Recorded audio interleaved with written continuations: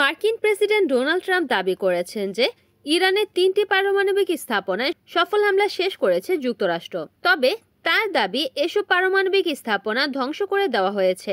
একই সঙ্গে তিনি আরও হামলার হুমকি দিয়েছেন। স্থানীয় সময় শনিবার 21শে জুন রাতে জাতির উদ্দেশ্যে দেওয়া ভাষণে প্রেসিডেন্ট ট্রাম্প বলেন, যুক্তরাষ্ট্রের বিমান হামলায় ইরানের পারমাণবিক সমৃদ্ধিকরণ স্থাপনা সম্পূর্ণ এবং পুরোপুরি ধ্বংস হয়ে গেছে। তিনি হুমকি দিয়েছেন যে তেহরান যদি শান্তি স্থাপন না করে তবে আরও হামলা চালানো হবে। গভীর রাতে দেওয়া ভাষণে ট্রাম্প বলেন, হয় শান্তি আসবে নয়তো ইরানের জন্য গত 8 দিনে আমরা যা দেখেছি তার চেয়েও বড় ট্র্যাজেডি হবে।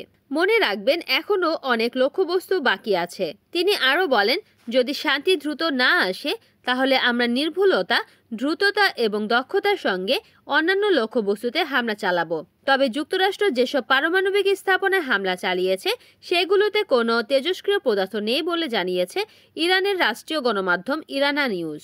দেশটির সরকারি সম্প্রচার সংস্থার একজন কর্মকর্তার উদ্ধৃতি দিয়ে ইরনা নিউজের এক প্রতিবেদনে বলা হয়েছে, এই 3টি পারমাণবিক স্থাপনায় এমন কোনো পদার্থ নেই যা তেজস্ক্রিয়তা সৃষ্টি করে। এই মন্তব্যটি ইঙ্গিত দেয় যে ইরানি কর্তৃপক্ষ বোমা হামলার আগেই এসব স্থাপনা থেকে সমৃদ্ধ ইউরেনিয়াম সরিয়ে ফেলে থাকতে পারে। Desk news, NN TV.